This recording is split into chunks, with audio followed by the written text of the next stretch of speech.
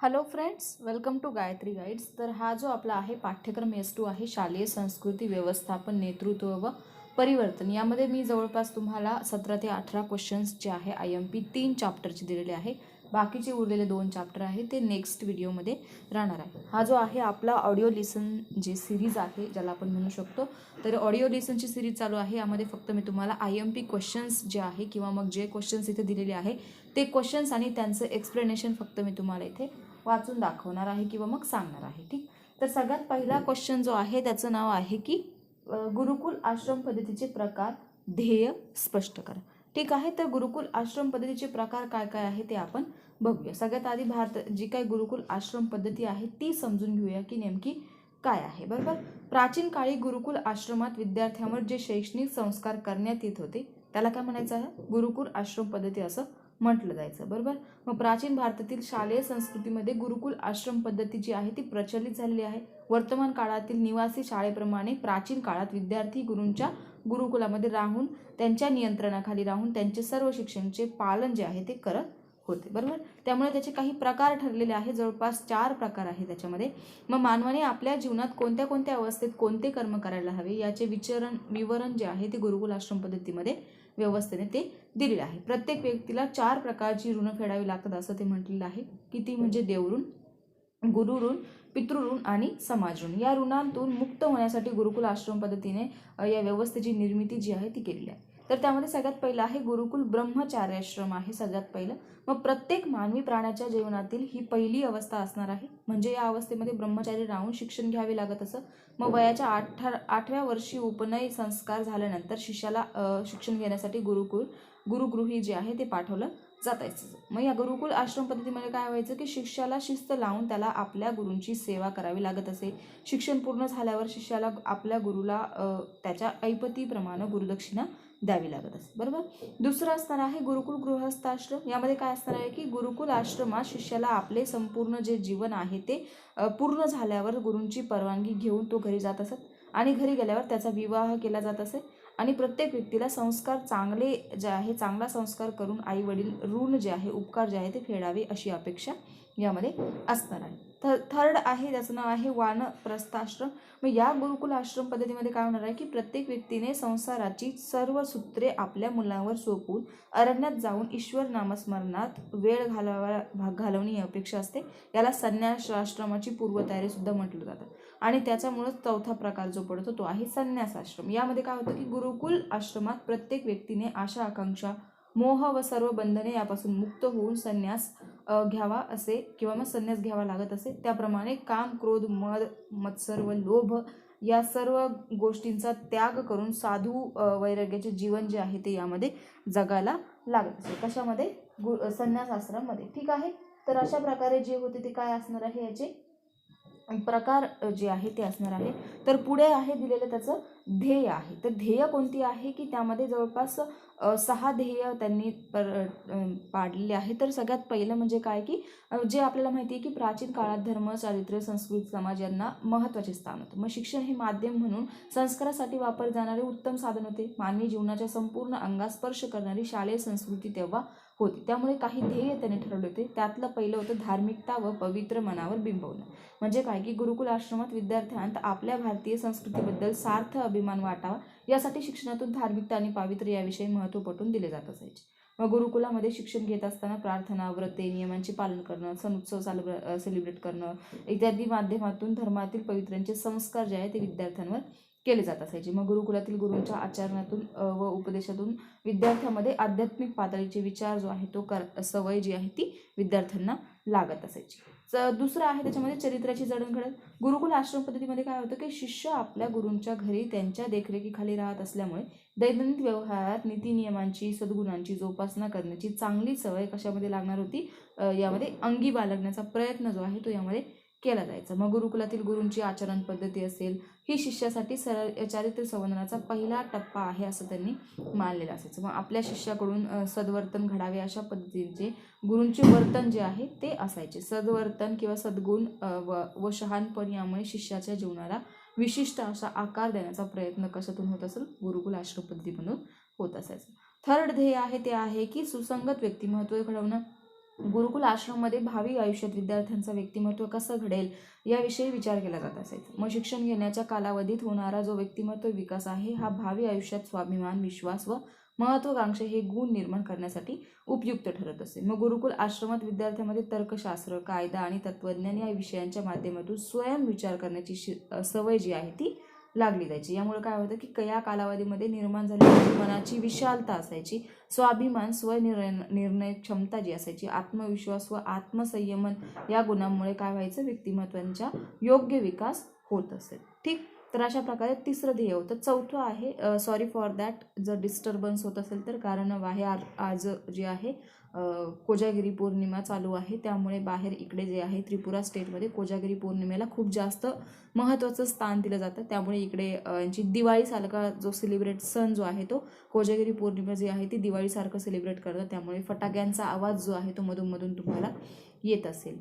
ठीक आहे, तर चौथा आहे सामाजिक व नागरी कर्तव्यांची ओळख. गुरुकुल आश्रम पद्धतीमध्ये शिक्षणाचा कालावधी पूर्ण झाल्यानंतर प्रत्येक विद्यार्थी हा समाजाचा व देशाचा एक नागरिक म्हणून वावरत असतो. तसेच त्याला सामाजिक व नागरी कर्तव्यांची जाणीव घडून देणं आवश्यक असायचं. म्हणजे कुटुंबात, समाजात त्याला अनेक भूमिका पार पाडाव्या लागत असायच्या. याची ओळख करून देण्यासाठी गुरुकुल आश्रमातील गुरूंची जबाबदारी काय असायची, क्रमप्राप्त ठरत असत. नंतर आहे पाचवं, संस्कृती संवर्धन आहे. म्हणजे काय की गुरुकुल आश्रमामध्ये आपली जी काही संस्कृती आहे, सांस्कृतिक संवर्धन असेल, सामाजिक संरक्षण असेल, त्यांचं सातत्य टिकवून ठेवण्यासाठी विद्यार्थ्यांना आपल्या देशाच्या संस्कृतीमधील चांगल्या गोष्टींचा परिचय करून देऊन त्यांची गोष्टी ज्या आहेत त्या स्वीकार करण्याची वृत्ती निर्माण केली जात असायची. फॉर एक्झाम्पल वाङ्मयीन साहित्याचे जतन करणं आहे, भारतीय सणांचं, उत्सवांचं चांगल्या रीतीने जतन करणं आहे. सहावं आहे शरीर संवर्धन. शरीर संवर्धनामध्ये काय असणार आहे की आपल्याला माहिती की जेव्हा आपलं शरीर चांगलं असेल तेव्हाच आपलं मन चांगलं असतं, बरोबर. मग ह्या जे काही बौद्धिक विकासाबरोबर काही शरीर संवर्धनची सुद्धा बाब जी आहे ती महत्त्वाची आहे. कारण शरीराला योग्य वळण लागले नाही तर बुद्धीचा विकास काय होतो, खुंटत जातो किंवा चांगल्या पद्धतीने होऊ शकत नाही. शरीर तंदुरुस्त ठेवणे ही काळाची गरज आहे. त्यामुळे ती जी गरज आहे ती ओळखून गुरुकुल आश्रमामध्ये शिष्यांकडून विविध प्रकारचे शारीरिक व्यायाम जे आहे ते करून घेतले जात असायचे. अशा प्रकारचे जे आहे ते गुरुकुल पद्धतीचे ध्येय आणि आपण काय बघितले, प्रकार जे आहे ते बघितले. ठीक आहे, तर पुढचा जो प्रश्न आहे तो मध्ययुगीन व आधुनिक शिक्षण पद्धतीची ध्येय स्पष्ट करा. मध्ययुगीन किंवा आधुनिक दोघांपैकी एक जे आहे ते तुम्हाला विचारलं जाऊ शकतं की मध्ययुगीन आणि आधुनिक शिक्षण पद्धतीची ध्येयांपैकी एक कोणतं तरी ध्येय जे आहे तुम्हाला विचारलं जाऊ शकतं. तर ठीक आहे, बघूया आपण काय आहे मध्ययुगीन. आधी आपण बघूया की मध्ययुगीन संस्कृतीची ध्येय, शिक्षण संस्कृतीची ध्येय. तर त्यात पहिलं जवळपास 8 ध्येय आहे. सगळ्यात पहिलं आहे ज्ञानाचा प्रसार करणं. मध्ययुगीन शिक्षणाचे पहिले ध्येय म्हणजे ज्ञानाचा प्रसार करणं. स्त्री पुरुष समानता असेल किंवा ज्ञान संपादन करणे असेल, हे काय आहे, मानवाचं कर्तव्य आहे. त्यामुळे ज्ञानाचा सर्वाधिक प्रसार करणं काय आहे, गरजेचं आहे. ज्ञान प्रसाराला महत्त्व त्यामध्ये दिलेलं आहे. दुसरं आहे इस्लामचा प्रसार करणं. धर्म प्रसार करणे हे मुस्लिम राजे लोक आपले धार्मिक कर्तव्य समजत असायचे. त्यामुळे त्यांनी काय केलं की भारताच्या कानाकोपऱ्यामध्ये मक्ताब आणि मद्रसांची स्थापन केली. त्यामुळे काय झालं की मुस्लिम लोक जे होते, मुस्लिम लोकांवर धर्माचा वचक बसवण्यासाठी सामूहिक नमाज, सामूहिक प्रार्थनास्थळे निर्माण करण्यात आली. आणि यातून काय झालं, इस्लाम धर्माचा जो आहे धर्म जो आहे तो इतर धर्माहून कसा श्रेष्ठ आहे हे दाखवण्याचं त्यांनी अनुकरण कसं करावं लागतं याविषयी माहिती देण्यात यामध्ये आलेली आहे. नंतर आहे नीतिमत्तेची वाढ करणं. मग इस्लामचे कायदे असेल, सामाजिक परंपरा असेल, यामध्ये त्यावर जे काही तत्त्वे आहे हे आधारित इस्लाम नीतिमत्तेचा पुरस्कार करून समाजाची नीतिमत्ता वाढवणं हा सुद्धा काय होता त्या काळातील एक शिक्षणाचा हेतू होता. नंतर आहे इस्लाम कायदे, तत्त्वे, सामाजिक रूढी परंपरा यांचा विकास करणं. मग मुस्लिम शिक्षण संस्थांमधून मुस्लिम धर्माचे जे लोक होते ते ज्ञान जे आहे ते दिले जात होते. त्यामधून धर्मतत्वे, सामाजिक रूढी परंपरा या गोष्टी ज्या आहेत त्या विद्यार्थ्यांच्या मनावर बिंबवल्या जात होत्या. पाचवं आहे धार्मिकतेला अवास्तव महत्त्व देणं. म्हणजे काय की भारतातील मुस्लिम राजवट म्हणजे धर्मराज्य होते. मुस्लिमांच्या मते व्यक्तीच्या जीवनात धर्माला परमोच्च स्थान आहे. त्यामुळे त्यांनी काय केलं की त्यांचे मक्ताब, मद्रसामध्ये मशिदीच्या जवळपास स्थानात केल्या. आणि अशा मक्ताब मद्रसामधून काय केलं, सर्व विद्यार्थ्यांकडून नमाज पढवून घेतली जात असे. आणि साहजिकच सर्व विद्यार्थी मुस्लिम तत्वांशी काय होत असायचे, परिचित होत असायचे. सहावं आहे ऐहिक विकास करणं. म्हणजे काय की जगात जे जे शाश्वत आहे ते असून त्यातून सुख व शांती मिळते हे आवश्यक आहे. मग व्यक्तीच्या जीवनात सुख आणि शांती लाभावी म्हणून इस्लाम धर्म विचारात घेतला जात असायचा. नाही, या धर्माचा पुनर्जन्मावर विश्वास नाही हे पटवून देण्यासाठी शिक्षणाचे माध्यम उपयोगी पडत असायचं. व्यक्ती, समाज असेल यांच्या विकासासाठी ऐतिहासिक असं ही उन्नतीसाठी तज्ज्ञांची गरज यामध्ये असायची. 7वं आहे राज्य बळकट करणं. भारतीय जनतेवर राज्य करायचे असेल तर आपल्याला काय करावं लागेल, त्यांच्या सहानुभूती मिळवून आपल्या राज्याला बळकटी आणता येईल हे मुस्लिम राज्यकर्त्यांना माहीत होतं. त्यामुळे त्यांनी काय केलं, सर्व जनतेला चांगल्या प्रकारे शिक्षण दिले तर आपल्याला आपल्या राज्यकारभार सुरळीतपणे चालता येईल हे धोरण त्यांनी लक्षात घेतले आणि शिक्षणाच्या माध्यमातून आपल्या संस्कृतीचा प्रसार कसा होईल, कसा करता येईल हे लक्षात घेऊन मुस्लिम राजांनी भारतात शिक्षणाचा प्रसार जो आहे तो केला आणि आपलं राज्य जे आहे ते बळकट केलं. नंतर 8वं जे आहे ते आहे चारित्र्य संवर्धन करणं. म्हणजे काय की महम्मद पैगंबरांच्या मताप्रमाणे मुस्लिम शिक्षण पद्धतीमध्ये मक्तब आणि मदरसा यामधून शिक्षण घेणाऱ्या विद्यार्थ्यांना चांगल्या सवयी लावणं आणि त्यांचे चरित्र चांगलं घडवणं हे एक उत्तम व्यक्तिमत्व निर्माण करण्याचा प्रयत्न कशा करत असायचा, जे काही मध्ययुगीन संस्कृती होती, मध्ययुगीन शिक्षण संस्कृती होती त्यातून केलं जात असायचं. ठीक आहे. पुढे आहे आधुनिक शिक्षण संस्कृतीची ध्येय काय आहे ते आपण बघूया. त्यातलं सगळ्यात पहिलं आहे की विद्यार्थ्यात वैज्ञानिक दृष्टिकोन निर्माण करणं. समाजातील ज्या चालीरीती असतील, रूढी परंपरा असतील, संस्कार असतील त्या स्वीकारत असताना विद्यार्थ्यांनी चिकित्सक आणि बुद्धिनिष्ठ दृष्टिकोन ठेवला पाहिजे. म्हणजे काय की अंधश्रद्धापासून मुक्त झालं पाहिजे. ठीक अशा प्रकारे गोष्टीने वैज्ञानिक दृष्टिकोन जो आहे तो विद्यार्थ्यांच्या मनामध्ये रुळला पाहिजे. नंतर आहे निरक्षरता नाहीसी करणं. मग निरक्षरता नाहीसी करणं म्हणजे काय की आजकाल काय झालं आहे की आपल्या राष्ट्राचे हित आणि प्रगती आपल्याला कळत नाही. मग आज समाजातील सुशिक्षित व्यक्तीने मनावर घेतले तर निरक्षरता काय होऊ शकते, नाहीसी होऊ शकते. नंतरचा आहे की उत्पादन क्षमतेमध्ये वाढ करणं. मग शिक्षण हे व्यक्तीच्या जीवनाशी, गरजांशी, आशा आकांक्षीशी निगडीत असतं. त्यामुळे शिक्षणातून विद्यार्थ्यांना श्रमानुभव द्यायला हवा आणि कोठारी आयोगाच्या बाबत काय केलं पाहिजे, विविध कार्यक्रम सुचवले गेलेले आहे त्यांमध्ये सहभाग घेतला गेला पाहिजे. नंतर आहे राष्ट्रीय एकात्मते साधणं. की आपल्याला माहिती की राष्ट्रीय एकात्मता, भारत हा एक संघ देश आहे. म्हणजे काय की आपल्या भारतामध्ये सगळ्या प्रकारचे जात, धर्म, भाषा, वर्ण, पंथ, प्रांतांचे लोक राहत असतात. मग ते सगळं जे काही आहे ते सर्व विसरून आपण सारे भारतीय आहो या एकजुटीने जाणीव जी आहे ती सर्वांना झाली पाहिजे. उच्च नीच, गरीब श्रीमंत, श्रेष्ठ कनिष्ठ असा भेदभाव जो आहे तो न करता सगळ्यांनी एकात्मतेने राहायला हवं.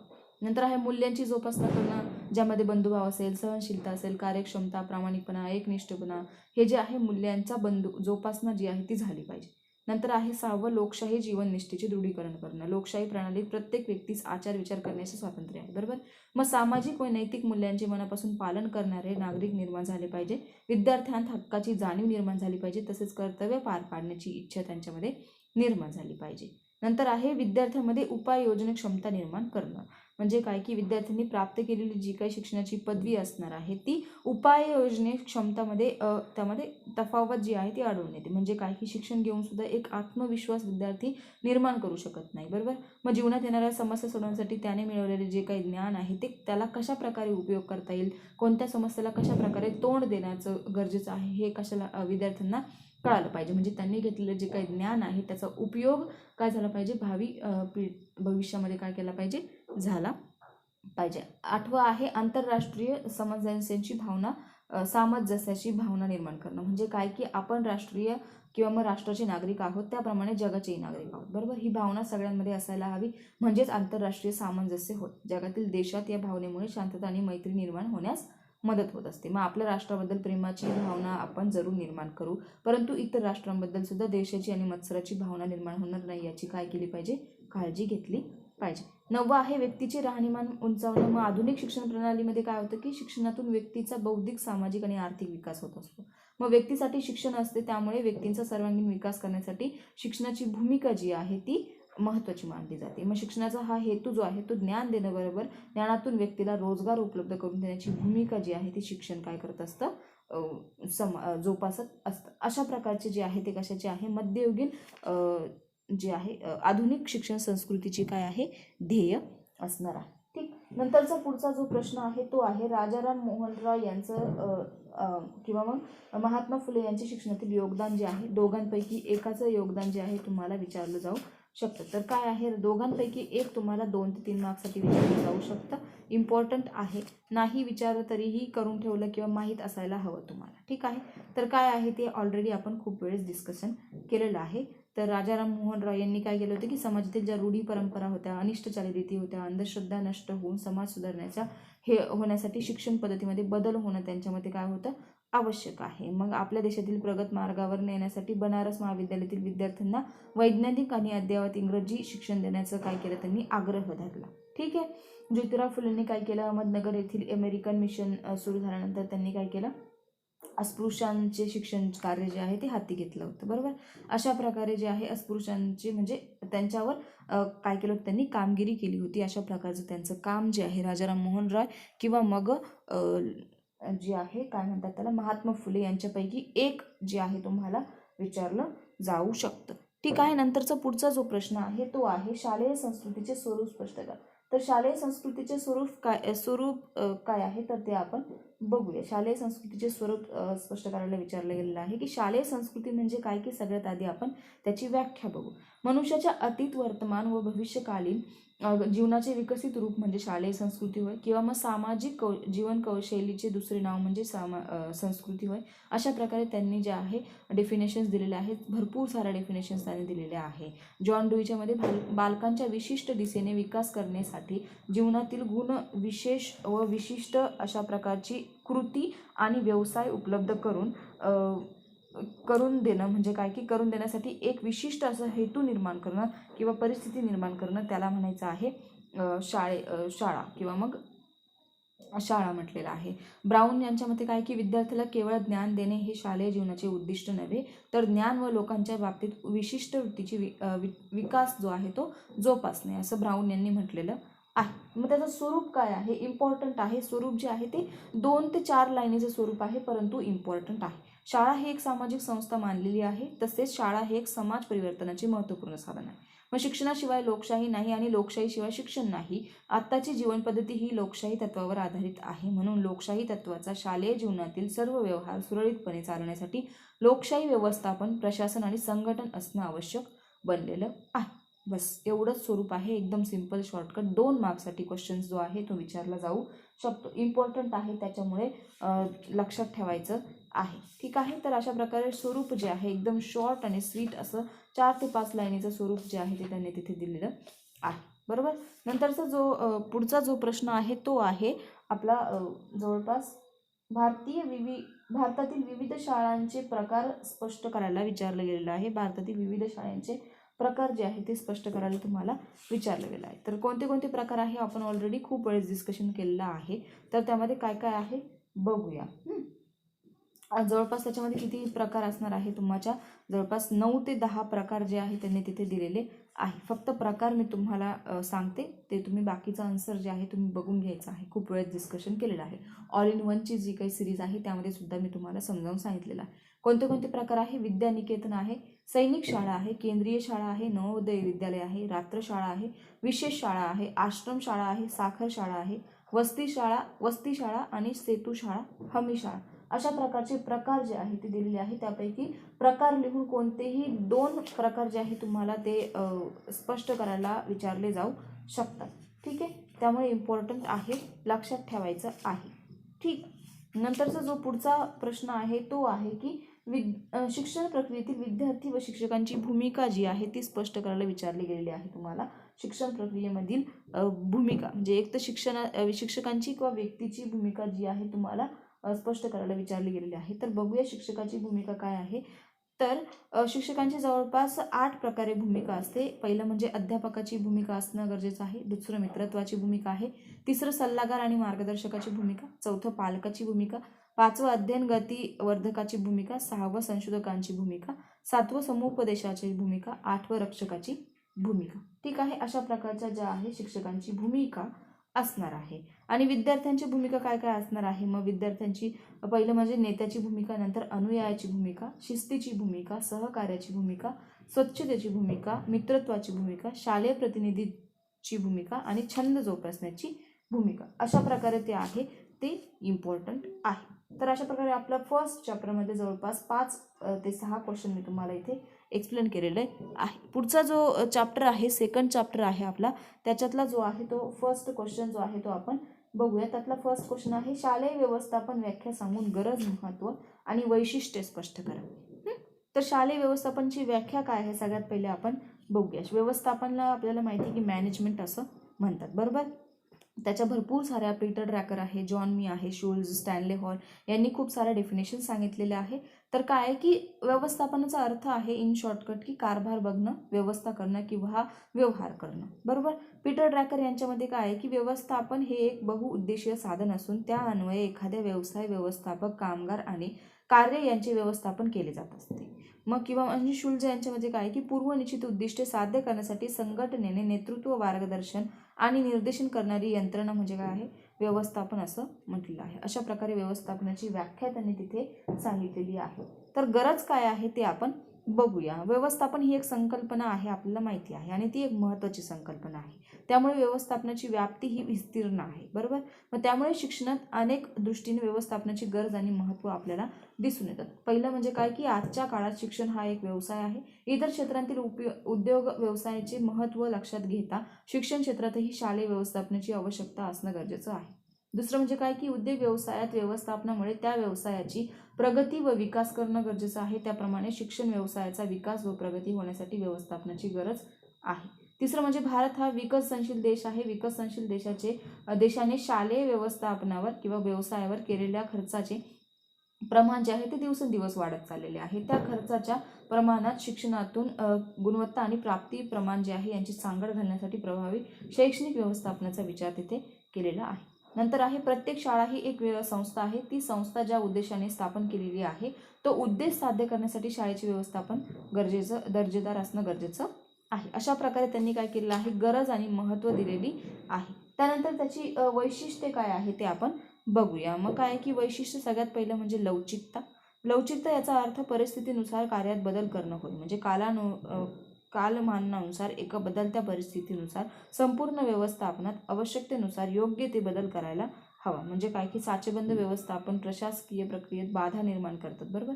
सर्वांचे हित लक्षात घेऊन उद्दिष्टपूर्ती असेल तर परिवर्तन करणं क्रमप्राप्त ठरत असते. म्हणजेच काय की व्यवस्थापन जे आहे ते परिस्थिती सापेक्ष असायला हवं. दुसरं आहे गुणग्राहकता. हे जे आहे ते वैशिष्ट्य आहे, इम्पॉर्टंट आहे, लक्षात ठेवायचं आहे. गुणग्राहकतेमध्ये काय असणार आहे की व्यवस्थापनामध्ये इतरांचे गुण ग्रहण करण्याची क्षमता असेल तर व्यवस्थापन चांगले समजले जातं. समाजातील इतर शाळांमध्ये चांगले सांस्कृतिक कार्यक्रम, अध्यापन पद्धती, सर्जनात्मक उपक्रम घेतले जात असतील तर व्यवस्थापन म्हणजे काय की मुख्याध्यापकांची जबाबदारी आहे ती शाळेमध्ये पूर्ण करायला लागते. नंतर आहे प्रगमनशीलता. व्यवस्थापन गतिशील असलं पाहिजे. ज्या समाजासाठी शाळांची निर्मिती झालेली आहे तो समाज प्रगमशील असायला हवा. नंतर आहे खंबीर नेतृत्व. चांगल्या व्यवस्थापनासाठी नेतृत्व खंबीर असायला हवं. सर्जनशीलता आणि प्रतिमा यांचा विकास असायला हवा. नंतर कार्यकुशलता असायला हवी. व्यवस्थापन आणि व्यवस्थापनातील प्रत्येक व्यक्तीच्या अंगी कार्यकुशलता असायला हवी. नंतर आहे मानव संबंधावर भर दिलेला असायला हवा. लोकशाही मूल्यांची जपवणूक, स्वातंत्र्य, समता असेल, न्याय, बंधुता, लोकशाही या इत्यादी मूल्यांची जपवणूक जी आहे ती केली गेली पाहिजे. नंतर आहे व्यवस्थापन अधिकाराचा जो त्रिकोण आहे तो सुद्धा त्यांनी बाळगला पाहिजे, बरोबर. म्हणजे काय की व्यवस्थापन ही एक सतत चालणारी प्रक्रिया आहे. व्यवस्थापनात कार्यक्षमता ही व्यवस्थापकावर अवलंबून असते. म्हणजे काय की व्यवस्थापनात अधिकाराची एक संस्था असते, व्यवस्था असते. ही व्यवस्था त्रिकोणाप्रमाणे असते. म्हणजे काय की जेवढा पाया विस्तृत असेल सत्ता शिरोबिंदूकडेच एकटवलेली असते. अशा प्रकारे काय आहे, व्यवस्थापन अधिकाराचा जो त्रिकोण आहे तो त्यांनी इथे सांगितलेला आहे. अशा प्रकारे जे आहे ते आपलं काय होतं, शालेय व्यवस्थापन व्याख्या सांगून त्याचं गरज, महत्त्व आणि जे वैशिष्ट्य आहे ते आपण इथे स्पष्ट केली आहे. नंतरचा जो प्रश्न आहे दुसरा प्रश्न आहे तो काय आहे की टिपा लिहामध्ये विचारलं जाऊ शकतं तुम्हाला. हेनरी फॅल आणि पीटर ड्रॅकर जो आहे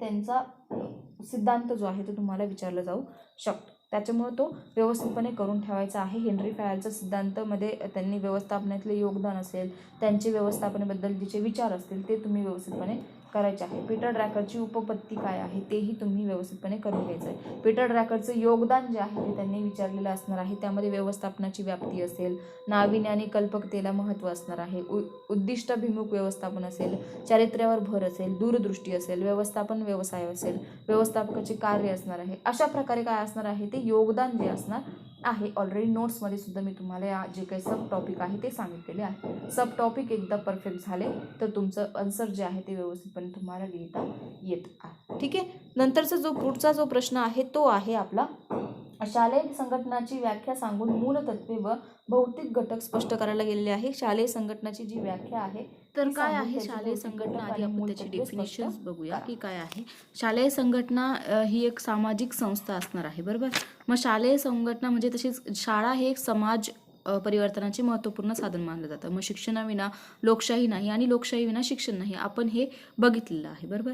मग संघटन या शब्दाचा अर्थच आहे की जुळवाजुळव, एक गुंफण किंवा बांधणी असा होतो. या दृष्टिकोनातून शालेय संघटन म्हणजे काय की शाळेतील विविध मानवी अमानवी घटकांना एकत्र आणून त्यांच्यात संघटन व ऐक्य भाव निर्माण करून एक जिवंत व गतिमान समाज जीवन निर्माण करण्याची आणि शैक्षणिक ध्येय धोरणानुसार त्यांना गतिमान ठेवण्याची सातत्याने चालणारी प्रक्रिया जी आहे तिला आपण म्हणणार आहोत शालेय संघटना. त्याचे स्वरूप जे आहे ते आहे 2 घटक पडतात. एक आहे मानवी घटक आणि दुसरा आहे भौतिक घटक. भौतिक घटक आपल्याला स्पष्ट करायला विचारले गेलेले आहे. मानवी घटकमध्ये शिक्षक, मुख्याध्यापक, शिक्षकेतर कर्मचारी, विद्यार्थी, पालक, व्यवस्थापन मंडळ, शासनाचे प्रतिनिधी असे येतात. आणि भौतिकमध्ये इमारत, प्रयोगशाळा, क्रीडांगण, फर्निचर, बगीचा, पाणी पुरवठा, विद्युत व्यवस्था, ग्रंथालय इत्यादी गोष्टी येत असतात, बरोबर.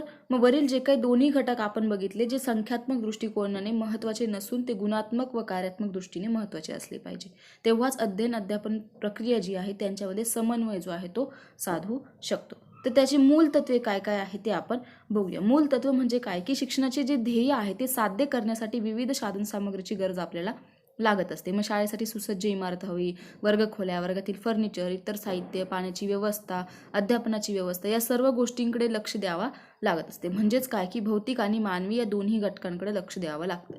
मग याचाच अर्थ असा की भौतिक आणि मानवी घटक एकत्र आणून त्यांची योग्य जुळवाजुळव करून सांगड घालणं म्हणजे काय आहे शालेय संघटन आहे. त्याचे कोणते कोणते मूल तत्व असणार आहे. पहिलं आहे निरीक्षण, नंतर नियोजन, नियंत्रण आणि मार्गदर्शन. निरीक्षणामध्ये काय असणार आहे की उद्दिष्ट निश्चितीनंतर व योजना तयार झाल्यानंतर योजनापूर्तीच्या दिशेने पावले उचलली जातात. त्यासाठी काय करावे लागते, कोणाच्या गोष्टीची, कोणत्या साधनांची गरज आहे यांचे निरीक्षण करणं गरजेचं आहे. नियोजनामध्ये ठरवलेली जी काही योजना आहे ती पूर्ण व्यवस्थित पार पाडण्यासाठी कोणकोणत्या गोष्टींचा प्रथम आहे, त्या कोणत्या गोष्टी प्रथम कराव्या लागणार आहे, कोणाकडून करून घ्यायच्या आहे, कामाची निश्चित दिशा काय असणार आहे, या गोष्टी असणार आहे. त्यामध्ये त्याचे 2 प्रकार पडतात. एक अभ्यासविषयक घटकांचे नियोजन आणि दुसरं आहे अभ्यासानुवर्ती व अभ्यासपूरक कार्यक्रमांचे नियोजन.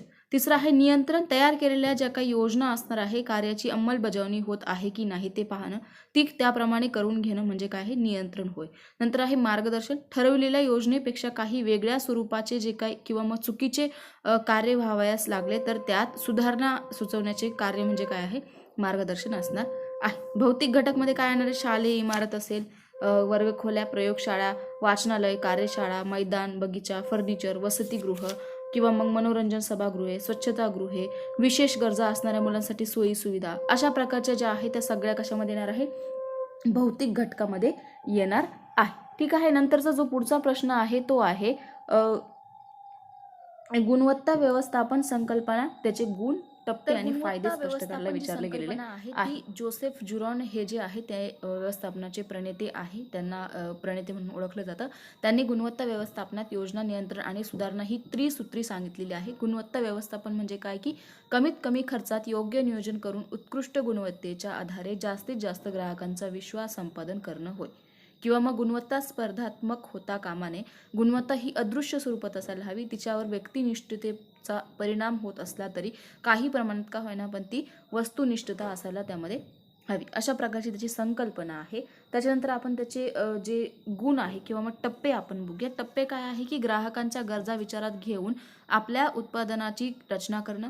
दुसरं म्हणजे काय की उत्पादन प्रक्रियेदरम्यानच्या विविध बाबींचे नियोजन करणं. नंतर उत्पादनासाठी आवश्यक कच्चा मालाची व साधनांची योग्य जुळवाजुळव करणं. नंतर प्रत्यक्ष उत्पादन घेण्यास सुरुवात करणं. नंतर उत्पादन प्रक्रियेदरम्यान विविध टप्प्यावर संबंधित तपासण्या व चाचण्या घेणं. नंतर आहे उत्पादक किंवा मग विक्री व विक्री संबंधी सेवांचा पुरवठा जो आहे तो करणं. ठीक आहे. अशा प्रकारचे जे आहे ते काय असणार आहे टप्पे असणार आहे. तर फायदे काय आहे, या संघटनेतील प्रत्येक व्यक्तीला आपल्या स्वतःच्या संघटनेने केलेल्या कामाचे समाधान मिळतं. नंतर आहे संघटनाशी संबंधित प्रत्येकाची प्रगती होत असते, त्यांच्यामध्ये आपल्या कार्याशी संबंधित शिस्तबद्धता येत असते. संघटनाच्या व्यवस्थापनाची प्रतिमा संबंधित क्षेत्रांत किंवा मग समाजात देशात उंचावली जात असते. गुणवत्तेत सातत्याने वाढ होत राहते, उत्तमतेकडे आलेख उंचावत राहतो. उत्पादन संबंधित नवनवीन शोधांना प्रोत्साहन दिले जाते. त्यासाठी प्रयत्न केले जात असतात. संघटनाच्या व्यवस्थापनात गुणवत्तेविषयी जागरूकता निर्माण होत असते. अशा प्रकारचे काय असणार आहे ते फायदे त्याचे असणार आहे. तर त्यानंतरचा पुढचा जो प्रश्न आहे तो आहे वेळापत्रक म्हणजे काय, त्याची डेफिनेशन सांगून तुम्हाला प्रकार आणि फायदे लिहायला विचारलं जाणार आहे. तर वेळापत्रक म्हणजे काय आधी आपण बघूया. तर वेळापत्रकाची डेफिनेशन्स अशी आहे की शाळेचे वेळापत्रक म्हणजे शाळेचे घड्याळ असते, बरोबर. मग काय की कारण घड्याळाकडे पाहिले असता त्यात किती वाजले आहे हे ताबडतोब आपल्याला समजतं. त्याप्रमाणे शालेय वेळापत्रकाकडे पाहिले असता त्यावरून कोणता शिक्षक कोणत्या वर्गावर कोणता विषय शिकवणार आहे हे समजत असतं. यावरून असं म्हटलं जातं की शिक्षक, अभ्यासक्रम व वर्ग या तिन्हींचा परस्पराशी जो मेळ असणार आहे तो तयार केलेली जी व्यवस्था असेल त्याला काय म्हणणार आहोत आपण, वेळापत्रक असं म्हणणार आहोत. मग वेळापत्रकामुळे विद्यार्थ्यांना कोणत्या वेळी कोणता शिक्षक कोणत्या विषयाचं अध्यापन करणार आहे हे समजते. त्यानुसार त्यांना पुस्तके वह्या आणाव्या लागतात. त्यामुळे विद्यार्थ्यांना वेळापत्रकाप्रमाणे वागण्याची सवय लागते. शिक्षकासही कोणत्या वेळी कोणत्या वर्गावर अध्यापन करायचे आहे यांची माहिती जी आहे ती पूर्वतयारी जी आहे ती शिक्षक करू शकतात. अशा प्रकारे त्याची जी आहे थोडक्यात सांगितलेलं आहे. अजून त्याच्या बाकीच्या ज्या डेफिनेशन्स आहेत त्या अशा पण दिलेल्या आहे की शिक्षक, अभ्यासक्रम आणि वर्ग तुकडी या तिन्हींचा परस्पर संबंध म्हणजे वेळापत्रक दिलेलं आहे. त्याचे प्रकार जे आहे ते आपण बघूया. पहिला प्रकार आहे शिक्षक वेळापत्रक. प्रत्येक शिक्षकाला शाळेत अनेक विषय वेगवेगळ्या वर्गावर शिकवावे लागतात. त्यासाठी प्रत्येक शिक्षकाजवळ स्वतःचे वेळापत्रक जे आहे, तासिका, वर्ग कोणत्या वर्गावर जायचं शिकवायला जायचं आहे या गोष्टी क्लिअर कट असायला हव्या. दुसरं म्हणजे वर्गाचे वेळापत्रक. वर्गाचे वेळापत्रक हे प्रत्येक तुकडीसाठी वेगवेगळं असतं. त्यांच्या वर्गामध्ये हे वेळापत्रक जे आहे ते लावलेलं असतं. सर्वसाधारण वेळापत्रक, ज्या वेळापत्रकामध्ये शिक्षक, विषय, वर्ग, तुकडी, तासिकेचा क्रम, तासिकेचा कालावधी, छोट्या सुट्ट्या, मोठ्या सुट्ट्या इत्यादी सगळ्यांची नोंद असते त्याला काय म्हणणार आहोत आपण, सर्वसाधारण वेळापत्रक म्हणणार आहोत. चौथा आहे रिकाम्या तासाचे वेळापत्रक. एखादे शिक्षक जर रजेवर असतील, रजेवर असणाऱ्या शिक्षकांच्या तासिका इतर उपस्थित असणाऱ्या शिक्षकांना देण्यासाठी त्या दिवशी त्या तासांचे वेळापत्रक जे असतं ते घेतलं जाते. रिकाम्या तासांचे वेळापत्रक तयार केले जातात त्याला काय म्हणणार आहोत आपण, रिकाम्या तासाचं वेळापत्रक. पाचवं आहे क्रीडा वेळापत्रक. शारीरिक शिक्षणाचा एक महत्त्वाचा भाग म्हणजे खेळ आहे, बरोबर. खेळाच्या पावसाळी हिवाळी स्पर्धा असतात. त्यांचे साहित्य असतं, अनेकविध गोष्टींचे नियोजन असतं. त्यामध्ये त्याला काय म्हणणार आहोत आपण, क्रीडा वेळापत्रक म्हणणार आहोत. सहावं आहे अभ्यासपूरक कार्यक्रमांचे वेळापत्रक. दैनंदिन अध्यापनाशिवाय इतर काही तासिका व दिवस शिल्लक राहतात. यावेळी विविध स्पर्धा, सहली, स्नेहसंमेलन, सांस्कृतिक कार्यक्रम इत्यादी सगळे जे काही कार्यक्रम असणार आहे ते राबवले जातात. त्यांचे नियम जे असतात ते तिथे त्या वेळापत्रकामध्ये असतात. त्याला काय म्हणणार आहोत आपण, अभ्यासपूरक कार्यक्रमांचे वेळापत्रक. नंतरचं पुढचं जे आहे ते सातवा टाईप आहे खास विषयांचे वेळापत्रक. शाळेत अनेक विषयांची परीक्षांची तयारी करून घेतली जात असते. विविध उपक्रम राबवलेले असतात. शिष्यवृत्ती परीक्षा असेल, चित्रकला स्पर्धा असेल, इंग्रजी, हिंदी, गणित विषयांच्या तोंडी परीक्षा असतील त्यांची तयारी जी आहे ते करून घेणं स्वतंत्र वेळापत्रक त्यासाठी तयार केलेलं असतं. अशा प्रकारचे जे आहे वेळापत्रकाचे प्रकार जे असणार आहे तर त्याचे फायदे काय काय आहे आपण बघूया. शाळेत वेळापत्रकामुळे शाळेचे कामकाज व्यवस्थितरित्या चालवले जातं. दुसरं म्हणजे शालेय वेळापत्रकामुळे अध्यापनाला निश्चित दिशा प्राप्त होतं. तिसरं म्हणजे वेळापत्रकामुळे शिक्षक, विद्यार्थी, कर्मचारी आणि पालक यांना चांगल्या सवयी लागतात. चौथं म्हणजे वेळापत्रकाच्या माध्यमातून सर्व मानवी घटकांना शिस्त लावता येते. पाचवं म्हणजे वेळापत्रकामुळे सर्वांना वेळेचे महत्त्व समजते. वेळापत्रक समोर असल्याने विद्यार्थ्यांची जो तो विषय शिकवण्याची मानसिक तयारी जी होत असते त्यामुळे अध्यापन परिणामकारक होतं. नंतर म्हणजे वेळापत्रकामुळे मुख्याध्यापकांना प्रशासन करणं सोपं जातं. वेळापत्रकामुळे सर्व विषयांना समान न्याय मिळालेला असतो. कोणालाही कमी अधिक तासिका ज्या असतात त्या नसतात. वेळापत्रकामुळे कामाची जी विभागणी आहे ती लोकशाही पद्धतीने करता येते. अशा प्रकारे फायदे जे आहे ते इम्पॉर्टंट आहे. कोणतंही एक व्यवस्थापन विचारलं जाऊ शकतं आणि त्याचे फायदे, तोटे किंवा प्रकार जे आहे ते विचारले जाऊ शकतात. नंतरचा तिसरा जो युनिट आहे त्याच्यातला सगळ्यात पहिला जो प्रश्न आहे तो आहे की वर्गसंस्कृतीची व्याख्या सांगून त्याची रचना, परिणाम करणारे घटक जे आहे कोणते कोणते आहे ते सांगायचे आहे. ठीक, तर त्यामध्ये वर्गसंस्कृती म्हणजे काय आधी आपण ते बघूया, बरोबर. तर वर्गसंस्कृती म्हणजे काय की भौतिक सुविधांचे आयोजन करणं, योग्य अध्ययन अध्यापन पद्धती निश्चित करणं आणि अध्ययन कार्यात विद्यार्थी मग्न राहतील असे अध्यापन करणं या गोष्टींचा वर्गसंस्कृतीमध्ये समावेश केलेला असतो. वर्गसंस्कृती म्हणजे विद्यार्थ्यांची वाढ विकास घडवून आणण्यासाठी वर्गासाठी उपलब्ध साधनसंपत्ती तयार केली असते त्याला म्हणणार आहोत आपण वर्गसंस्कृती. ठीक, किंवा मग वर्गसंस्कृती या संबोधात वर्ग आणि संस्कृती अशा दोन संबोधांचा समावेश होतो. मग वर्ग म्हणजे सर्वसाधारणपणे शाळेतील एक खोली आणि त्यामध्ये शिकणारे विद्यार्थी त्याला आपण काय म्हणणार आहोत, आपण वर्गसंस्कृती म्हणणार आहोत. त्याचे 3 गट केलेले आहे. एक आहे अध्यापन कार्याशी संबंधित, दुसरं आहे विद्यार्थ्यांच्या वर्तनाशी संबंधित, तिसरं आहे शिक्षकांच्या वर्तनाशी संबंधित. अशा प्रकारची जी रचना आहे त्यांनी ती दिलेली आहे. बहुवर्ग संस्कृती जी आहे त्याचं तिथे डेफिनेशन्स म्हटलेलं आहे की शाळेत शिकत असलेल्या विद्यार्थ्यांच्या मनात शिक्षणाविषयी सकारात्मक विचारधारणा निर्माण करणं म्हणजे काय आहे, वर्ग संस्कृती आहे. दुसरं म्हणजे काय की अध्ययन अध्यापन प्रक्रिया प्रभावी करून मनुष्यबळाचा विकास करण्याचा प्रयत्न केला जातो, ज्या ठिकाणी केला जातो त्याला म्हणूया आपण वर्ग संस्कृती. नंतर आहे वर्ग संस्कृती म्हणजे फक्त वर्ग नियंत्रण नसून शिक्षक विद्यार्थी आणि विद्यार्थी विद्यार्थिनी यांच्यातील जी काय आंतरक्रिया असते त्याला आपण वर्ग संस्कृती म्हणू शकतो. नंतर आहे वर्गात उपलब्ध असणाऱ्या शैक्षणिक साधन सामग्रीच्या मदतीने शिक्षक अध्ययन अध्यापन प्रक्रिया घडवण्याचा प्रयत्न जो आहे तो करत असतो, त्या संरचनेला आपण वर्ग संस्कृती म्हणतो. ठीक आहे, अशा प्रकारच्या डेफिनेशन्स त्यांनी दिलेल्या आहेत. त्याच्यावर परिणाम करणारे घटक कोणते कोणते आहे किंवा वर्ग संस्कृतीची रचना काय काय आहे, त्यामध्ये सगळ्यात पहिला आहे मानसिक स्तर, नंतर आहे अपंग स्तर, स्वभाव स्तर, लिंग स्तर, सामाजिक स्तर, आर्थिक स्तर अशा प्रकारचे आहे. आणि घटक कोणते कोणते असणार आहे, विद्यार्थी संख्या असेल, गुणवत्तेचा विकास असेल, विद्यार्थ्यांची उदासीनता असेल, विद्यार्थ्यांचे वर्तन असेल, विद्यार्थ्यांची बेजबाबदार वृत्ती असेल, विद्यार्थ्यांची बेफिकिरी वृत्ती असेल, समूह भावनेचा अभाव असेल, शिक्षकाचे नीरस अध्यापन असेल, शैक्षणिक साधनांचा अभाव असेल, भौतिक सुविधांचा अभाव असेल, अशा प्रकारे काय असणार आहे, परिणाम करणारे घटक जे आहे ते वर्ग संस्कृतीवर परिणाम करणारे घटक आहे. ठीक आहे, नंतरचा जो पुढचा प्रश्न आहे तो आहे वर्गातील विविधता म्हणजे काय ते सांगून शारीरिक, कौटुंबिक आणि आर्थिक विविधता स्पष्ट करा.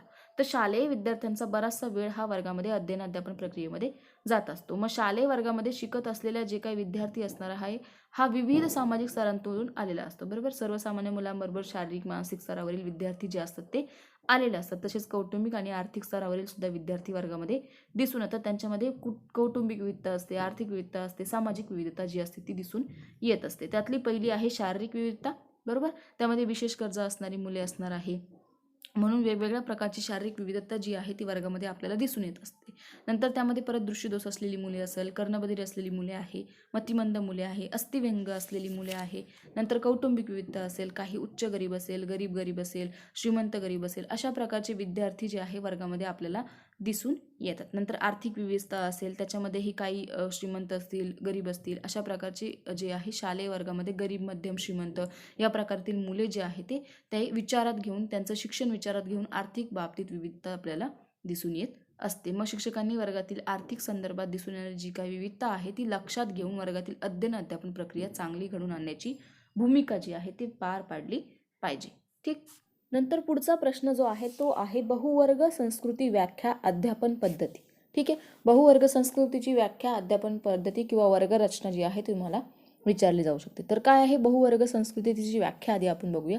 एकाच वेळी एकापेक्षा अधिक वर्गांना अध्यापन करावे लागते, त्यास आपण काय म्हणतो, बहुवर्ग संस्कृती असं म्हणतो. त्याची वर्गरचना कशी असणार आहे की बहुवर्ग रचना जी आहे ती 6 याच्यामध्ये डिवाइड केलेली असणार आहे. त्यामध्ये पहिला आहे शिक्षक बैठक व्यवस्था कशी असायला हवे, म्हणजे शिक्षकाची खुर्ची फळ्याच्या डाव्या बाजूला असायला हवी. टेबल खुर्चीमुळे विद्यार्थ्यांमध्ये काय होतं, वर्गामध्ये अडथळा होणार नाही याची दक्षता घ्यायला हवी.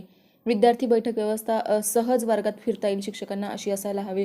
प्रकाश योजना आहे ती सर्वांना पुरेसा प्रकाश मिळेल याची काळजी घ्यायला हवी. उष्णता व वायू वीज आहे, वर्गात हवा खेळती असायला हवी. वर्गात जे सगळ्यांना वायू वीज जी आहे त्याची व्यवस्था झाली पाहिजे. पंख्यांची सोय असायला हवी. फलक जे आहे वर्गात समोरासमोर फलक असायला हवे, म्हणजे काय की जेणेकरून सगळ्या वर्गातल्या विद्यार्थ्यांना व्यवस्थितपणे बघता येईल. 6वं म्हणजे काय की अध्ययन अनुभव जे आहे, कोपरे जे आहे ते व्यवस्थित असायला हवे, म्हणजे काय की वर्गामध्ये विविध अध्ययन कोपरे अध्यापनास पूरक ठरतात. वर्गातील उपलब्ध जागा, कोपऱ्यांची संख्या, लागणारे साहित्य जे आहे ते विचारात घेऊन कोपऱ्यांची जागा जी आहे ती निश्चित केलेली असायला पाहिजे. नंतर त्यामध्ये बहुवर्ग संस्कृतीची अध्यापन पद्धती काय आहे ते आपण बघूया. त्यामध्ये जवळपास 6 पद्धती पडतात. सगळ्यात पहिलं म्हणजे प्रत्यक्ष अध्यापन पद्धती आहे, म्हणजे काय की बहुवर्ग अध्यापन करणाऱ्या शिक्षकाच्या कार्यभारानुसार त्याला वेळेचे नियोजन करावे लागते, म्हणून त्याला प्रत्यक्ष अध्यापनाचा वेळ फार उपयुक्त असतो, बरोबर. मग यावेळी विविध साधने, दृकश्राव्य साधने, साहित्य आणि संगणकावरील कार्यक्रम यांचा प्रत्यक्ष अध्यापनात प्रभावीपणे वापर करावा लागतो. दुसरी म्हणजे जोडवर्ग अध्यापन पद्धती, ज्यामध्ये इयत्ता 1 ते 4 किंवा मग इयत्ता 1 ते 5 या वर्गाच्या शिक्षकांना समान घटक सलगरित्या शिकवावे लागतं. मात्र अशा वेळेस काय होतं की इयत्ता इतर 2रीला किंवा मग 3रीला वर्गांना वर्गनायक, वर्गप्रमुख किंवा मग स्वाध्याय कार्डाचा उपयोग करता येतो. तिसरं आहे समान घटक अध्यापन पद्धती. या अध्यापन पद्धतीमध्ये काय होतं की 2 इयत्ता एकत्र करून विषयामध्ये असणारे समान घटक शोधून शिकवता येतात. उदाहरणार्थ गणित बेरीज असेल, वजाबाकी असेल, भाषा कथाकथन असेल. नंतर चौथा आहे वर्गनायक अध्यापन पद्धती. वर्गनायक ही खास भारतीय पद्धत आहे. यामध्ये काय होतं की इतर देशांनी भारतापासून ही पद्धत जी आहे ती घेतलेली आहे. वर्गनायक म्हणजे काय की एक लहान शिक्षक असतो. शिक्षक ज्यावेळी इतर इयत्तेला शिकवत असतात त्यावेळी वर्गनायकाची भूमिका जी आहे तो शिक्षक त्या विद्यार्थ्याला देऊन जातो, ज्याला आपण लीडर म्हणतो किंवा मग आपल्या वर्गाचा मुख्यमंत्री सुद्धा म्हणतो किंवा अभ्यास मंत्री सुद्धा म्हणतो. नंतर पाचवा प्रकार जो आहे तो वर्गप्रमुख अध्यापन पद्धती. वर्गनायक हा त्याच वर्गातील हुशार विद्यार्थी असतो, तर वर्गप्रमुख हा वरच्या वर्गातील नेतृत्व गुण करणारा विद्यार्थी असतो. ठीक आहे. नंतर आहे समवयस्क. सहावा जो प्रकार आहे समवयस्क गट अध्यापन पद्धती. ही जी पद्धत आहे ती सहजपणे अध्यापन करता येणारी पद्धती आहे. यामध्ये प्रत्येक वर्षी एक दुसऱ्याबरोबर किंवा एक विद्यार्थी अनेक विद्यार्थ्यांबरोबर अध्ययन करत असतात. मग या पद्धतीमध्ये विद्यार्थ्यांना सह अध्ययन करता येतं. या दोन किंवा मग दोन विद्यार्थी एकमेकांना मदत करू शकतात. समवयस्क गटामध्ये एखाद्या विषयातील हुशार विद्यार्थी, त्या विषयाच्या अभ्यासात नेतृत्व करणारा विद्यार्थी किंवा मग इतरांच्या मदतीने तो कच्चा विषयात प्रगती करणारे विद्यार्थी. काही वेळेस समवयस्क गटातील अध्ययन अध्यापन प्रक्रिया काय होत असते, स्वयंस्फूर्त रीतीने केलेली असते. अशा प्रकारचं काय आहे बहुवर्ग संस्कृतीची व्याख्या, त्याची अध्यापन पद्धती जी आहे ती असणार आहे. त्यानंतरचा पुढचा जो प्रश्न आहे तो आहे वर्गातील विविध आंतरक्रिया सांगायला त्याचे टिपा लिहा म्हणून विचारलं जाऊ शकतं की वर्गातील विविध आंतरक्रिया काय आहे. ठीक आहे. तर त्यामध्ये काय आहे वर्गातील विविध आंतरक्रिया बघूया आपण. शालेय संस्कृतीत विविध प्रकारच्या आंतरक्रिया घडून येत असतात, बरोबर. मग त्यापैकी एक म्हणजे काय की वर्गातील विविध आंतरक्रिया.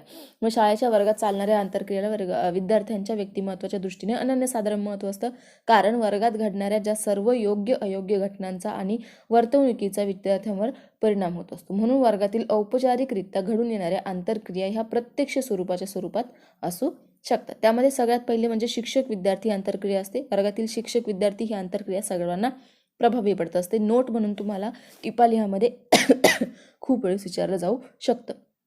वर्गात शिक्षकाच्या प्रत्येक हालचालीवर, हावभावावर, वर्तनावर विद्यार्थ्यांचे पूर्ण लक्ष असतं. विद्यार्थी आपल्या शिक्षकांचे मूल्यमापन योग्य प्रकारे करीत असतात. आपल्या शिक्षकांविषयी त्यांचा आदर जो आहे तो करत असतात. त्यामुळे शिक्षक आपल्या विषयात तज्ज्ञ असायला हवा. तसेच त्याचे अध्यापन कार्य जे आहे ते प्रभावी आणि परिणामकारक असायला हवे. चांगल्या संस्कार करणारे किंवा मदत करणाऱ्या व त्यांना योग्य मार्गदर्शन करणाऱ्या शिक्षकांना विद्यार्थी कधीच विसरत नसतात, बरोबर. त्यामुळे चांगले शिकवणारे शिक्षक विद्यार्थ्यांच्या सदैव लक्षात राहतात. शिक्षकांनी विद्यार्थ्यांची कुवत लक्षात घेऊन अध्यापन कार्य जे आहे ते करायला हवं. विद्यार्थ्यांच्या जडणघडणीचे शिक्षकाचे अनन्यसाधारण महत्त्व असतं. त्यामुळे ज्याप्रमाणे शिक्षकाचे संस्कार विद्यार्थ्यावर होतात त्याचप्रमाणे त्यांच्या ज्या काही आंतरक्रिया असतात त्या चांगल्या वाईट आंतरक्रिया घडून येत असतात. दुसरी आहे विद्यार्थी आणि विद्यार्थी यांच्यामधील आंतरक्रिया. तर विद्यार्थ्यांत होणाऱ्या ज्या आंतरक्रिया असणार आहे त्यांच्यामध्ये आमूलाग्र बदल घडताना दिसून येतो. या आंतरक्रिया एक विद्यार्थी आणि अनेक विद्यार्थी तसेच एक विद्यार्थी आणि अनेक विद्यार्थी यांच्यातून घडून येत असते. म्हणजे काय की वर्गात शिक्षकांनी विचारलेल्या प्रश्नांचे उत्तर देताना विद्यार्थी आपली मतं मांडत असतात, इतरांची मते खोडून काढतो. म्हणजे काय की त्यातून विद्यार्थी जी आंतरक्रिया आहे ती सहजपणे घडत असते. तिसरं म्हणजे विद्यार्थी आणि शैक्षणिक साधने. वर्गातील विद्यार्थी व शैक्षणिक साधने यांच्या आंतरक्रियेला एक महत्त्वाचे स्थान दिलेलं असतं. वर्गामध्ये घडणारी जी अध्ययन अध्यापन प्रक्रिया आहे ही शैक्षणिक साधनाशिवाय पूर्ण होऊ शकत नाही. त्यामुळे शैक्षणिक साधनामुळे विद्यार्थ्यांना विविध अध्ययन अनुभूती जे आहे ते देता येतात. म्हणजे काय की वर्गात विद्यार्थी आणि शैक्षणिक साधने यांच्या आंतरक्रियेमुळे विद्यार्थ्यांची अध्ययन अभिरुची जी आहे ती वाढण्यास मदत होते. अवघड वाटणाऱ्या पाठ्यवस्तूचे आकलन काय होत असतं, सुस्पष्ट होत असतं. चौथा प्रकार म्हणजे विद्यार्थी व परिसर यांच्यामधील आंतरक्रिया. शालेय व वर्ग परिसरात विद्यार्थ्यांच्या सर्वांगीण विकासाच्या दृष्टीने वर्गातील विद्यार्थी आणि परिसर यांच्यातील आंतरक्रिया जी आहे ती अत्यंत महत्त्वाची असते. शाळेची गरज जी आहे, जागा, परिसर यावर शाळेचा दर्जा जो असतो तो अवलंबून असतो. त्यामुळे शाळेचा व वर्गाचा योग्य परिसर असल्यास विद्यार्थ्यावर योग्य संस्कार घडता येतात आणि त्यांचे मन जे आहे ते काय होतं, प्रसन्न राहतं. अशा प्रकारे काय असणार आहे, विद्यार्थी आणि परिसर यांच्यामधली जी काय आहे आंतरक्रिया जी आहे ती असणार आहे. ठीक. तर अशा प्रकारे आपला जो काही बहुवर्ग संस्कृती यांचा प्रश्न होता. पुढचा जो प्रश्न आहे तो आहे की शिक्षकाची आचारसंहिता आहे, त्याच्यावर तुम्हाला टिपा लिहा मध्ये विचारलं जाऊ शकतं की शिक्षकांची आचारसंहिता. तर काय आहे ती आपण बघूया. आपल्याला माहिती की शिक्षक हा वर्गाचा काय असतो, एक नेता. म्हणजे शिक्षकच आपल्या वर्गाची काय करत असतो, शिस्त लावत असतो. शिक्षकाशिवाय विद्यार्थी काय असणार आहे, अपूर्ण असणार आहे. आपण त्याला भरपूर वेळेस म्हटलेलं असतं, बरोबर. मग त्यामुळे शिक्षकांची आचारसंहिता म्हणजे काय ते आधी आपण बघूया. आचारसंहितेचा नेमका अर्थ काय आहे की शिक्षकी व्यवसाय हा व्यवस्थितपणे चालावा आणि व्यवसायामध्ये गुणात्मक व व्यावसायिक स्वास्थ्य टिकून राहावे यासाठी जे नीती नियम तयार केलेले असतात त्याला काय म्हणतात आपण, शिक्षकी आचार व्यवस्था किंवा मग आचारसंहिता असं म्हटलेलं आहे. किंवा मग व्यवसायाच्या नियमांची आणि तत्वांची निश्चिती म्हणजे आचारसंहिता आहे. ठीक, आचारसंहिता हे व्यवसायाचे नीतिशास्त्र असतं. प्रत्येकाने आपल्या व्यवसायात काही नियम, काही बंधने पाळावे लागत असतात. त्यामुळे शिक्षकावर तर भावी पिढीच्या चरित्र संवर्धनाची आणि उद्याच्या नागरिक घडण्याची काय असते, जबाबदारी असते. त्यामुळे शिक्षकी व्यवसायामध्ये आचारसंहितेला खूप जास्त महत्त्व आहे. तर त्याची गरज काय आहे आपण बघूया. ठीक आहे, मग ज्याचा आचार नमुनेदार तो आचार्य या उक्तीप्रमाणे शिक्षकांचे आचरण शुद्ध आणि पवित्र असायला हवे. शिक्षक जे जे आचारतील ते काय करत असतात, विद्यार्थी आचरित करत असतात. म्हणजे काय की शिक्षक जसे वागतील तसेच विद्यार्थी वागतात. याकरिता शिक्षकाने स्वतःच्या वर्तनाचा योग्य आदर्श मुलांपुढे ठेवायला हवा. व्यवसायाची प्रतिष्ठा, व्यवसायाचे वेगळेपण राखायचे असेल तर शिक्षकाचे आचरण काय असायला हवं, अनुकरणीय असायला हवं. मुले शिक्षकाच्या बोलण्याचे, चालण्याचे, वागण्याचे, राहण्याचे, सवयीचे कुठे ना कुठेतरी थोडंफार अनुकरण काय करत असतात. त्यामुळे शिक्षकांचं बोलणं, चालणं, वागणं अनुकरणीय असेल तर त्याचा विद्यार्थ्यावर विपरीत परिणाम होईल. ठीक आहे, मग अशा प्रकारे काय असायला हवं, शिक्षकांची आचारसंहिता जी आहे ती असायला हवी. त्याच्यामध्ये नैतिक व व्यावसायिक आचारसंहितेचे काही प्रकार त्यांनी तिथे दिलेले आहे, तर ते इम्पॉर्टंट नाही आहे. आचारसंहिता इम्पॉर्टंट आहे, ती आपण बघितली. ठीक आहे, नंतरचा जो पुढचा प्रश्न आहे तो आहे स्वयंअध्ययन व्याख्या, साहित्य निर्मिती, फायदे आणि तोटे लिहायला लावलेले आहे. स्वयंअध्ययन म्हणजे काय, त्याची व्याख्या सांगून फायदे, तोटे आणि किंवा मग साहित्य निर्मिती जी आहे ती त्यांनी सांगितलेली आहे. तर काय आहे स्वयंअध्ययन अध्यापन प्रक्रिया किंवा मग स्वयंअध्ययन काय आहे आपण बघूया. तर स्वयंअध्ययन म्हणजे काय की जे आपलं जे काही आजचं युग आहे ते स्वयंअध्ययन म्हणजे विद्यार्थ्याने स्वतः करण्याचे अध्ययन. म्हणजे काय की ज्यासाठी त्याला प्रत्येक वेळी शिक्षकाचे हजर राहून शिकवले पाहिजे असं नाही, तर तज्ज्ञांनी तयार केलेल्या विविध स्वयंअध्ययनाच्या साहित्यांचा वापर करून तो स्वतःच स्वगतीने स्वतःच्या कुवतीनुसार, आवडीनुसार, सोयीच्या वेळेत अध्ययन करणं. म्हणजे काय की एखादी गोष्ट जी आहे ती फक्त शिक्षकांनी शिकवली तरच विद्यार्थ्यांच्या लक्षात राहता कामा नये किंवा तरच त्याला येता कामा नये, परंतु त्याने स्वयंअध्ययन जेव्हा तो सेल्फ लर्निंग करेल तेव्हा ती गोष्ट त्याच्या व्यवस्थितपणे लक्षात राहील. त्याला काय म्हणू शकतो आपण, स्वयंअध्ययन म्हणू शकतो. अजून एक डेफिनेशन त्यांनी सांगितले आहे की स्वयंअध्ययन साहित्य म्हणजे ज्यात विद्यार्थी स्वतःच साहित्याच्या आधारे अध्ययन करतो. ते म्हणजे स्वयंअध्ययनासाठी तयार केलेल्या साधन साहित्याच्या मदतीने शिक्षकांच्या विशेष सहाय्याशिवाय अभ्यास करणं म्हणजे काय आहे, स्वयंअध्ययन होय. अनेक माध्यमांच्या मदतीने विद्यार्थी स्वयंअध्ययन करत असतो. फॉर एक्झाम्पल पुस्तके असेल, वृत्तपत्रे असेल, संगणक, CD, इंटरनेट इत्यादींच्या माध्यमांद्वारे स्वयंअध्ययन करता येतं. स्वयंअध्ययन करण्यासाठी विद्यार्थ्याला साहित्य निवडीचे स्वातंत्र्य दिलेले असतात.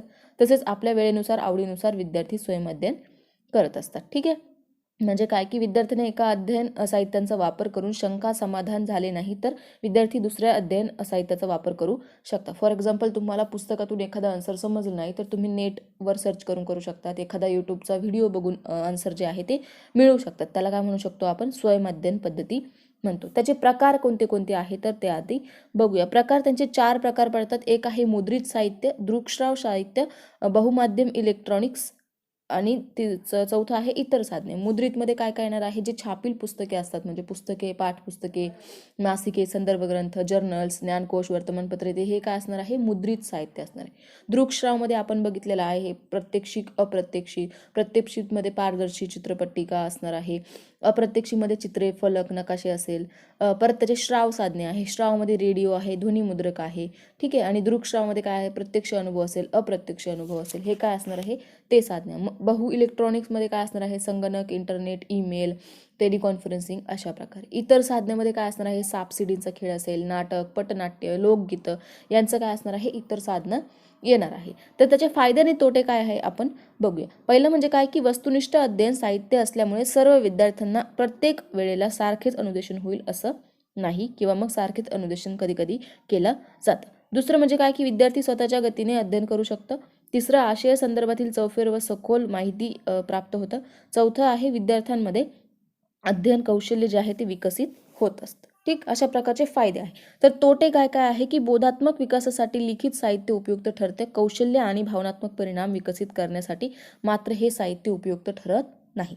स्वयंअध्ययन साहित्यात वापरलेली भाषा आणि विद्यार्थ्याचे पूर्वज्ञान किंवा पूर्वतयारी याचा काळजीपूर्वक विचार केला जात नाही. सर्वांसाठी एकच सामग्री असते ती. नंतर आहे आर्थिकदृष्ट्या प्रत्येक विद्यार्थ्याला परवडेल असं सुद्धा नसतं. अशा प्रकारे स्वयंअध्ययनाची व्याख्या आहे, तोटे आहे, फायदे आहे. तर तुम्हाला काहीतरी स्वयंअध्ययनबद्दल विचारलं जाऊ शकतं. ठीक आहे. तर पुढचा जो प्रश्न आहे तो आहे शिक्षेचे प्रकार, शिक्षकांची कर्तव्य आणि जबाबदारी. ते शिक्षेचे प्रकार काय काय आहे ते आपण ऑलरेडी खूप वेळेस बघितलेलं आहे. तरीही इन शॉर्टकट आपण थोडंसं काय करूया, बघूया शिक्षकांचे प्रकार जे आहे ते बघूया. तर काय आहे शिक्षेचे प्रकार? आपल्याला माहिती की आज प्रचलित शिक्षण पद्धतीमध्ये विद्यार्थ्यांमध्ये शालेय आणि वर्गशिस्तीचे वर्तन घडवून आणण्यासाठी शिक्षकांना शिक्षा हे तंत्र वापरलेले आहे, बरोबर. मग त्यामध्ये शिक्षा देण्याचे नकारात्मक तंत्र आहे आणि शिक्षा देण्याचे होकारात्मक तंत्र आहे, अशा प्रकारचे 2 तंत्र वापरलेले असतात. यावरून असं दिसून येतं की शिस्त निर्माण करण्यासाठी वास्तविक पाहता शिक्षा व बक्षिसे एकाच नाण्याच्या 2 बाजू आहे. शाळेत आणि वर्गात शिस्त निर्माण करण्याच्या भूमिकेतून विद्यार्थ्यांना शिक्षा करणे क्रमप्राप्त असले तरी शिक्षा करण्याच्या संदर्भात आज प्रचलित शिक्षण प्रणालीमध्ये काय झालेलं आहे, विद्यार्थ्यांना शिक्षा करणे कायद्याने काय केलेलं आहे, बंदी घातलेली आहे. त्याचे प्रकार कोणते कोणते आहेत? 3 प्रकार पडतात. पहिलं म्हणजे नैसर्गिक शिक्षा, शारीरिक शिक्षा दुसरं, आणि थर्डमध्ये अशारीरिक शिक्षा. नैसर्गिक शिक्षा म्हणजे काय आहे की नैसर्गिक शिक्षा असं की काळाच्या ओघात आपोआप मिळणारी शिक्षा. म्हणजे काय की शिक्षण तज्ज्ञ जे हर्बर्ट स्पेन्सर आहे त्यांच्या म्हणण्यानुसार प्रत्येक व्यक्तीला निसर्गात काळाच्या ओघात आपल्या कर्माची फळे जी असतात ती मिळत असतात. शाळेत किंवा वर्गात विद्यार्थ्यांनी केलेल्या बेशिस्तीचे वर्तन जे आहे शिक्षकाने शिक्षा न करता त्याला निसर्ग शिक्षा देईल, अशा प्रकारची जी विचारसरणी असते त्याला काय म्हणू शकतो आपण, नैसर्गिक शिक्षा म्हणू शकतो. दुसरं शारीरिक शिक्षा आहे. शारीरिक शिक्षा म्हणजे काय की पूर्वीच्या शिक्षण पद्धतीमध्ये जबर शारीरिक शिक्षण जे आहे ते दिलेले जात होते. सध्याच्या शिक्षण पद्धतीमध्ये विद्यार्थ्यांना शारीरिक शिक्षा करण्यावर कायद्याने बंदी घातलेली आहे. ठीक आहे. अशारीरिक शिक्षामध्ये तुम्हाला काय करणार आहे की जादा गृहपाठ देणं, कान उघडणी करणं, वर्गात उभं राहणं, गुण कमी करणं, रागावणं, क्रीडांगणावर फेऱ्या मारणं, झाडास पाणी देणं, अधिकार जो आहे तो काढून टाकणं. म्हणजे एखादा मुख्यमंत्री असेल तर त्याचं पद काढून टाकलं, शाळेत थांबवून ठेवणं, वर्गाबाहेर काढणं, आर्थिक दंड देणं, वर्गातून हकालपट्टी करणं, या काय असणार आहे, अशारीरिक शिक्षा असणार आहे. हे जे आहे काय असणार आहे, शिक्षकांचे प्रकार जे आहे ते असणार आहे. शिक्षकांची कर्तव्य आणि जबाबदाऱ्या काय काय आहे ते आपण बघूया. शिक्षकांची कर्तव्यामध्ये शालेय शिक्षकांची काय काय कर्तव्य असायला हवी, उपस्थिती, अचूक नोंदणी असायला हवी, खबरदारी असायला हवी, विद्यार्थ्यांना स्वाध्याय नियमितपणे देणं असायला हवं, विद्यार्थ्यांप्रती काय काय जबाबदारी असेल, प्रेम आणि जिव्हाळ्याचं नातं असायला हवं, मुख्याध्यापकांप्रती कसं असायला हवं, शिक्षक कर्मचाऱ्यांप्रती शिक्षकांनी कसं असायला हवं, समाजाप्रती कसं असायला हवं, अशा प्रकारचे काय असणार आहे त्यांच्या कर्तव्य आणि जबाबदाऱ्या ज्या आहेत त्या असणार आहे. ठीक. तर अशा प्रकारचा आपला जो चॅप्टर होता लास्टवाला, 3 चॅप्टर इथे आपण बघितलेले आहे. पुढचे चॅप्टर जे आहे, पुढच्या चॅप्टरचं इम्पॉर्टंट क्वेश्चन मी पुढच्या व्हिडिओमध्ये तुम्हाला शेअर करेल. आय होप की तुम्हाला व्हिडिओ आवडत असतील. जर व्हिडिओ आवडत असेल तर जास्तीत जास्त लोकांपर्यंत पोहोचण्याचा प्रयत्न करायचा आहे. ठीक. तर भेटूया परत पुढच्या व्हिडिओमध्ये. Bye bye. Take care.